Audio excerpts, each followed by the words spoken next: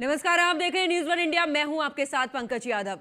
उत्तर प्रदेश में इन दिनों कड़ाके की ठंड पड़ रही है। ठंड और कोहरे ने आम जनता को मुश्किलों में डाल दिया है और यही वजह है कि बच्चे और बुजुर्ग अपने अपने घरों में कैद हो गए हैं। राजधानी लखनऊ में ठंड का सितम जारी है। ठिठुरन में बढ़ने वाली ठंड, शीतलहर और घने कोहरे ने जनजीवन को स्थिर कर दिया है और इसी बीच योगी सरकार ने बड़ा फैसला लिया है। यूपी के कई जिलों में 14 जनवरी तक 8वीं कक्षा के स्कूलों को बंद कर दिया गया है।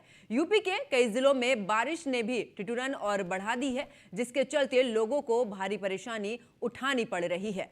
तो लगातार उत्तर भारत की अगर बात की जाए तो कड़ाके की ठंड इस दौरान नजर आ रही है और साथ ही बता दें कि जो तापमान है उसमें भी गिरावट दर्ज की जा रही है। इतना ही नहीं, अगर बात की जाए इस दौरान तो जिस तरीके से कुछ उत्तर प्रदेश के कुछ ऐसे जिले भी हैं जहां पर बारिश हुई है, बारिश के साथ में ओलावृष्टि भी हुई है और इस वजह से जो ठंड है और भी ज्यादा बढ़ चुकी है। इसी को लेकर योगी सरकार ने बड़ा फैसला लिया है कि जिन जिलों में ज्यादा ठंड का असर देखा जा रहा है वहां पर कक्षा 8वीं तक के जो स्कूल हैं उनको बंद करने का भी इस दौरान फैसला लिया है। आपको बता दें कि 4 तस्वीरें हम आपको दिखा रहे हैं जहां पर इस दौरान अगर बात की जाए तो तापमान में गिरावट और लगातार ठंड का प्रकोप जो है वो बढ़ता जा रहा है। फर्रुखाबाद की तस्वीर, मेरठ की तस्वीर, गाजियाबाद की तस्वीर, रायबरेली और जौनपुर, ये 5 तस्वीरें और आप साफ तौर पर देख रहे हैं किस तरीके से विजिबिलिटी भी काफी कम नजर आ रही है। और इस दौरान अगर अब बात की जाए तो कोहरा भी यहाँ पर काफी नजर आ रहा है, लोग अलाव का सहारा लेते नजर आ रहे हैं। तो उत्तर भारत में कड़ाके की ठंड और इस दौरान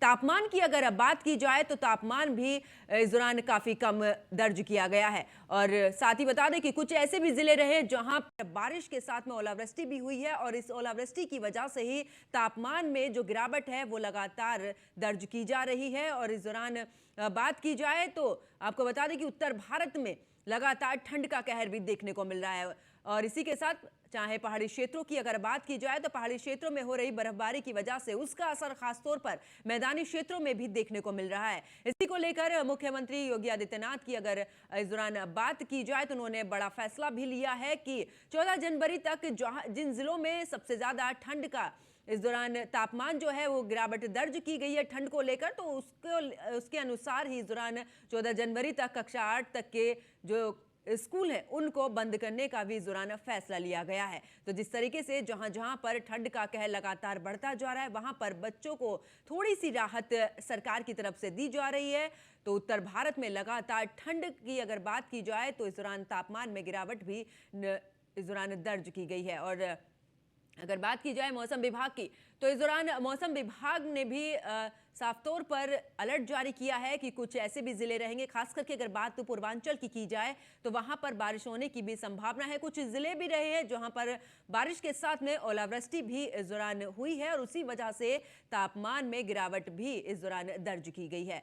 तो आपको बता दें कि उत्तर भारत में कड़ाके की ठंड और इस ठंड ने लोगों का जीना मुहाल भी कर दिया है। बच्चे हो या बुजुर्ग घरों में कैद होने को तैयार हैं। और साथ ही बता दें कि आप तस्वीर में भी देख रहे हैं किस तरीके से अलाव का लोग सहारा ले रहे हैं। और बात अगर की जाए तो सरकार ने भी अगर इस दौरान प्रशासन को ठंड से बचाव के लिए भी तमाम इंतजाम करने के भी आदेश दिए हैं और रैन बसेरों के साथ में अलाव की व्यवस्था को लेकर भी उत्तर प्रदेश सरकार ने जिला प्रशासन को आदेश दिए हैं। लेकिन आप देख रहे हैं किस तरीके से जो तापमान है उसमें गिरावट दर्ज इस दौरान की जा रही है। बात अगर मौसम विभाग की जाए तो मौसम विभाग भी इस दौरान बारिश की आशंका जता रहा है। जगह जगह पर बारिश भी हो सकती है और बारिश होने के साथ में अगर ओलावृष्टि होती है तो जाहिर सी बात है कि तापमान में एक बार फिर से गिरावट दर्ज की जाएगी। तो उत्तर भारत में सर्दी का सितम जो है वो लगातार बढ़ता जा रहा है। इतना ही नहीं, अगर बात की जाए तो इस दौरान योगी सरकार ने भी बड़ा फैसला लिया है कि कड़ाके की ठंड की वजह से बच्चों को खास करके परेशानी ना हो, इसको लेकर कक्षा 8वीं तक के कुछ स्कूलों को 14 जनवरी तक के लिए बंद करने के भी इस दौरान आदेश दिए हैं। तो उत्तर प्रदेश में इन दिनों कड़ाके की ठंड पड़ रही है। ठंड और कोहरे ने आम जनता को मुश्किलों में डाल दिया है और यही वजह है कि बच्चे और बुजुर्ग अपने अपने घरों में कैद हो गए हैं। राजधानी लखनऊ की खास करके अगर बात की जाए तो ठंड का सितम जारी है। ठिठुरन बढ़ने वाली ठंड, शीतलहर और घने कोहरे ने जनजीवन को स्थिर कर दिया है। इसी बीच योगी सरकार ने भी बड़ा फैसला लिया है। यूपी के कई जिलों में 14 जनवरी तक 8वीं कक्षा तक के स्कूलों को बंद कर दिया गया है। यूपी के कई जिलों में बारिश ने भी ठिठुरन को और भी ज्यादा बढ़ा दिया है, जिसके चलते लोगों को भारी परेशानी भी इस दौरान उठानी पड़ रही है। तो उत्तर भारत में लगातार सर्दी का सितम बढ़ता जा रहा है। तापमान में गिरावट दर्ज की जा रही है। इतना ही नहीं, अगर बात की जाए तो गलन वाली सर्दी ने लोगों को बेहाल कर दिया है। बारिश ने भी इस दौरान ठिठुरन बढ़ाई है और तापमान में भी गिरावट दर्ज की गई है।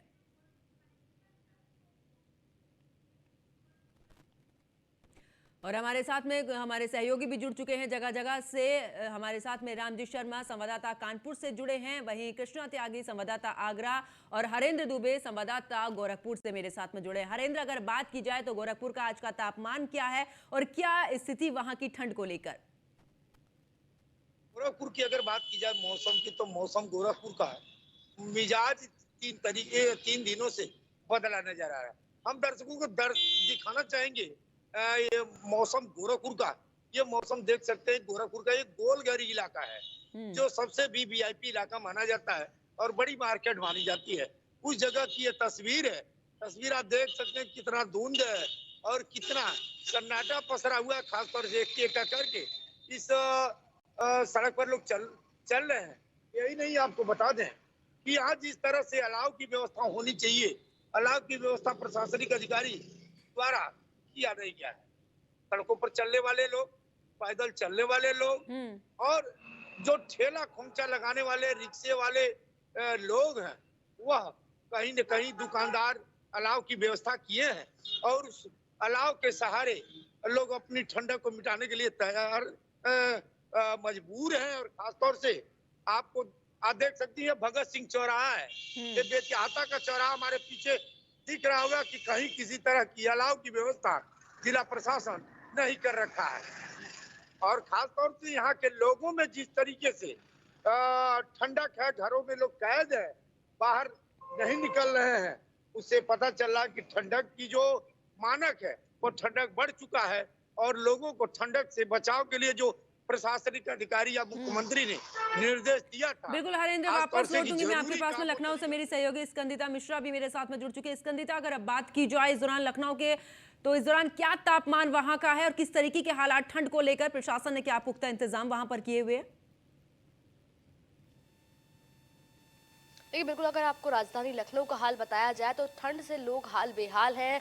लोगों को दिक्कत हो रही है, काफ़ी ज़्यादा कठिनाइयों का सामना करना पड़ रहा है। खास करके जो लोग सुबह सुबह मॉर्निंग वॉक के लिए जाते थे, अब वो लोग नहीं निकल रहे हैं घरों से, क्योंकि कहीं ना कहीं पहले सर्द हवाएं चल रही थी शीतलहर के साथ साथ अब बारिश भी देखने को मिल रही है। बीते 3 दिनों से राजधानी लखनऊ में जो है सुबह शाम बारिश हुई। अगर कल की बात की जाए तो कल पूरा दिन जो है वो बारिश से भरा हुआ रहा है, जिससे कहीं ना कहीं लोगों जो लखनऊ है राजधानी में ठंड बढ़ गई है उसकी वजह से और ज़्यादा। और आने वाले 9 जनवरी तक की बात की जाए तो ऐसा ही मौसम रहने वाला है, जिसकी वजह से लोग जो है वो अपने घर में रुके हुए हैं और अलाव जलाकर, हीटर जलाकर जो है अपने घर में रुके हुए हैं। खास करके बच्चों की बात की जाए या बुजुर्गों की बात की जाए, सब ने अपने आप को घर में पैक किया गया है।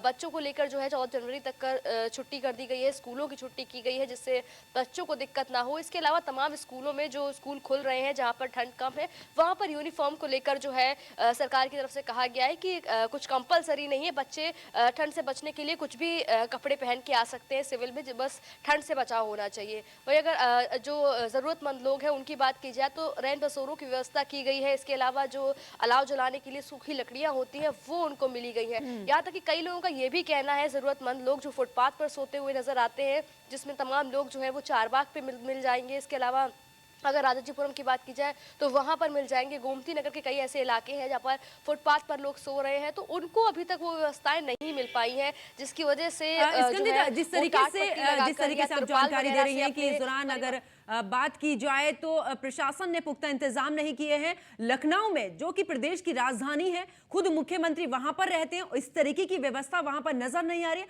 बड़ा सवाल खड़ा होता है प्रशासन के खिलाफ।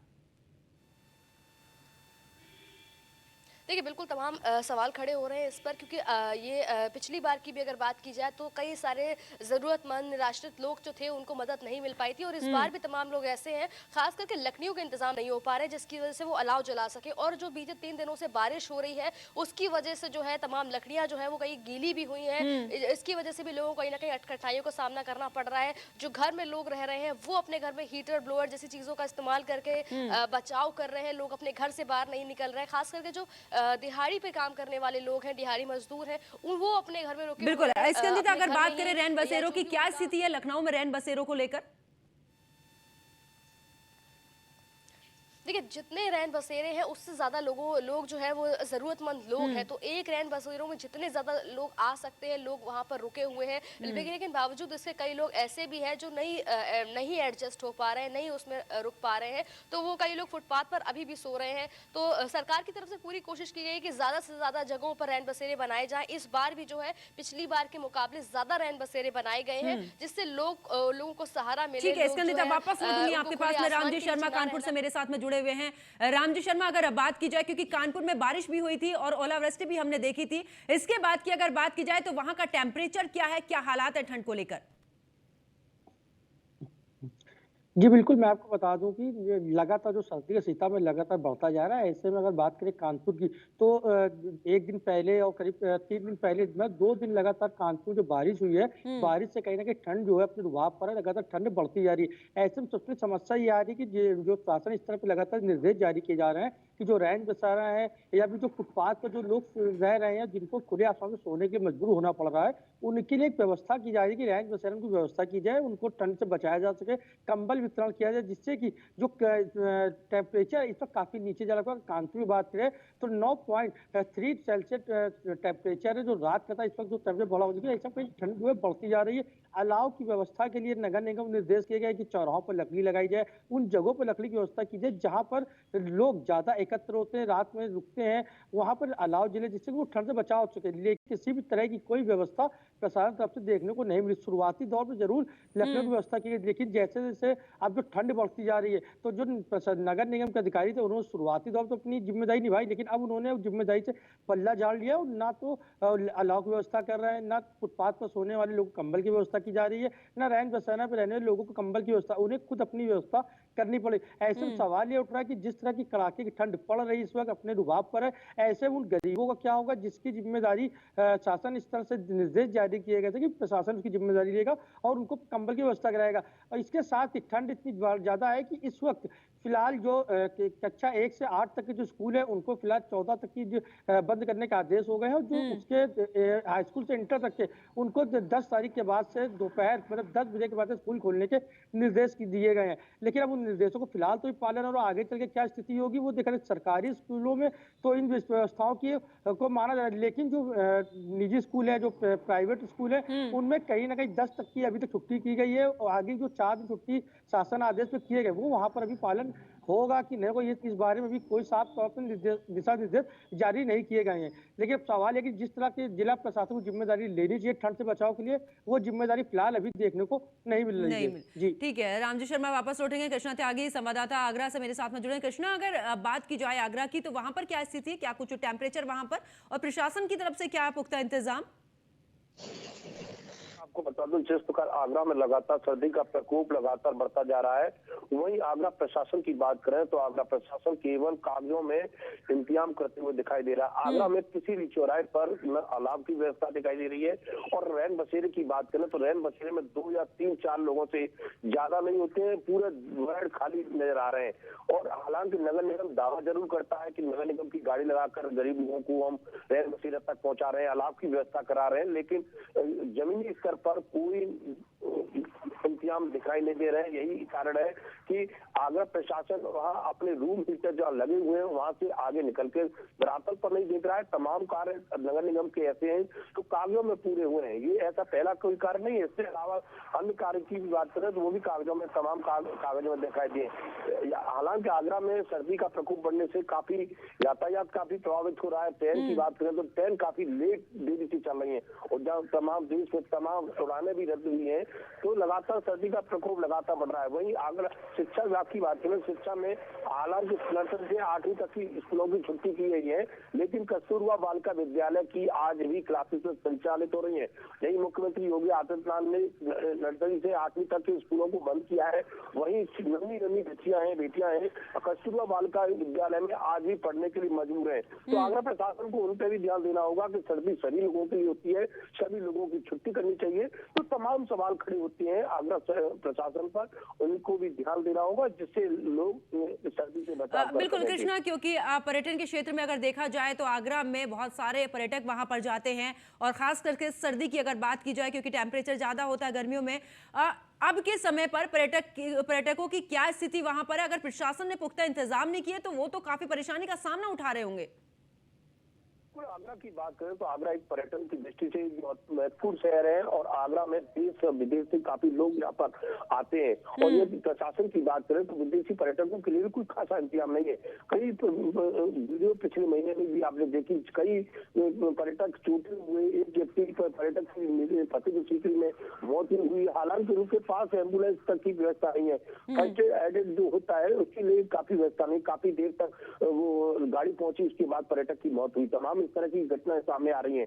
इसलिए अगर प्रशासन को पर्यटकों के लिए भी खासे इंतजाम करने होंगे जिससे कि यहाँ से जो छवि जाती है वो आने जगह तक बहुत अच्छी छवि जाए। और आगरा प्रशासन केवल कागजों में दिखाने का काम करता है।